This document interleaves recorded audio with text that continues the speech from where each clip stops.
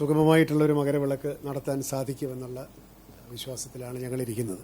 എന്നാൽ പരമ്പരാഗതമായി പണ്ട് തൊട്ട് തന്നെ അവിടെ ചില അനാശാസ്യ പ്രവർത്തനങ്ങൾ നടക്കാറുണ്ട് എന്ന് നമുക്കെല്ലാവർക്കും അറിയാം. ഉദാഹരണത്തിന് ഈ പ്രത്യേക മകരവിളക്ക് കാണാനുള്ള പാസ് വാങ്ങി മറുകച്ചവടം ചെയ്യുക, മുറികളെടുത്തിട്ട് കൂടുതൽ വിലയ്ക്ക് മറിച്ച് വയ്ക്കുക, എന്നിട്ട് സാധാരണ ഒരു ഭക്തന് വന്നാൽ മുറി കിട്ടാതിരിക്കുക, ബ്ലാക്ക് മാർക്കറ്റിൽ മാത്രം മുറി കിട്ടുക, ഇത്തരത്തിലുള്ള ഒരുപാട് അനാശാസ്യങ്ങൾ നമ്മളറിയാതെ ഇതിൻ്റെ പിന്നാമ്പുറത്ത് നടക്കുന്നുണ്ട്.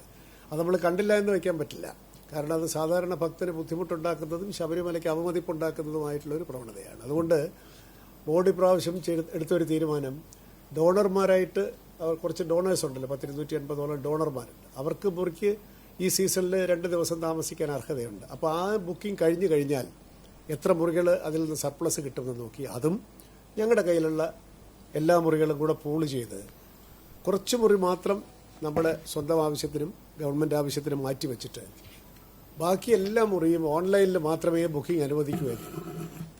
ആരാണ് താമസിക്കുന്നതെന്നുള്ളതിൻ്റെ ID പ്രൂഫോട് കൂടി മാത്രമേ താമസിക്കാൻ അനുവാദം കൊടുക്കുകയുള്ളൂ എന്നും നമ്മൾ നിർബന്ധിച്ചിരിക്കുകയാണ്. അതുകൊണ്ട് ആർക്ക് വേണോ മുറി കൊടുക്കാം, പ്രൊവൈഡഡ് അത് ഓതറൈസ്ഡ് പേഴ്സൺ ആയിരിക്കണം. നിങ്ങൾ വെർച്വൽ ക്യൂ ബുക്കിങ്ങിന് പോലും നമ്മുടെ ID കാണിച്ചിട്ടാണ് ബുക്ക് ചെയ്യുന്നത്. പിന്നെ താമസിക്കാൻ മുറി എടുക്കുമ്പോൾ ID കാണിക്കണം എന്ന് പറഞ്ഞതിനകത്ത് വലിയ വിരോധം തോന്നേണ്ട കാര്യമില്ല. അത് നിർബന്ധമായിട്ടും ഓൺലൈനിൽ എല്ലാ മുറിയും അവൈലബിൾ ആക്കുന്ന തരത്തിൽ സോഫ്റ്റ്വെയറിൽ മാറ്റങ്ങളൊക്കെ വരുത്തി 10-ാം തീയതി മുതൽ അത്തരത്തിലുള്ളൊരു ബുക്കിങ്ങിലേക്ക് കടക്കും. മറ്റൊന്ന് ഈ മകരവിളക്ക് കാണാനുള്ള പാസ്സാണ്. ആ പാസ് കൊടുക്കുന്നത് തിരുമുറ്റത്ത് നിൽക്കാനൊരു പാസ്, ഫ്ലൈ ഓവറിൽ നിൽക്കാൻ എംപ്ലോയീസിനും ബാക്കിയുള്ളവർക്കും എല്ലാം പാസ്. അപ്പോൾ എംപ്ലോയീസിന് നമ്മൾ പാസ് കൊടുക്കുന്നില്ല, അവരുടെ ബാഡ്ജ് തന്നെ മതി അവർക്ക് അവിടെ കയറാൻ, പാസിൻ്റെ ആവശ്യമില്ല. അല്ലാതെ ഉള്ളവർക്ക് പാസ് കൊടുക്കുന്നതിന് തിരുമുറ്റത്ത് നിൽക്കുന്നതിന് ഗോൾഡൻ പാസും മറ്റത് സിൽവർ പാസും, അത് ഫോട്ടോ പാസ് മാത്രമേ അനുവദിക്കുകയുള്ളൂ. ഫോട്ടോ കൊണ്ടുവന്നില്ലെങ്കിൽ അവിടെ തന്നെ ഫോട്ടോ എടുത്ത് തൽക്ഷണം ഫോട്ടോ പതിപ്പിക്കാനുള്ള ഏർപ്പാട് നടത്തുന്നതായിരിക്കും.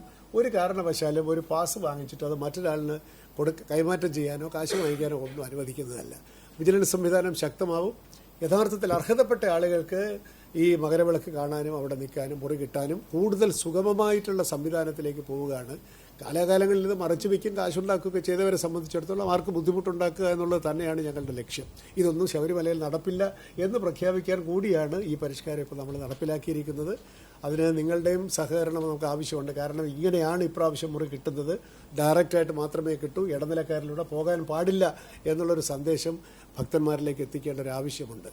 അത് ഇപ്രാവശ്യം അത് ഒരു പരീക്ഷണാടിസ്ഥാനത്തിലാണെങ്കിലും അത് വിജയിക്കുന്നത് തന്നെയാണ് ഞങ്ങളുടെ പ്രതീക്ഷ. അതാണ് ഏറ്റവും അതൊരു വലിയൊരു ശുചീകരണ ഒരു ശുദ്ധീകരണ പ്രവർത്തനമായിട്ടാണ് ഞാൻ കാണുന്നത്. വരാനിരിക്കുന്ന നാളുകളിൽ ഇത്തരത്തിലുള്ള കാര്യങ്ങളെല്ലാം നമ്മൾ നിയന്ത്രിക്കുമെന്നുള്ളതിൻ്റെ ഒരു മുന്നോടി കൂടിയാണ് ഈ പരിഷ്കാരം. അത്രയാണ് എനിക്ക് അതിനെപ്പറ്റി പറയുന്നത്.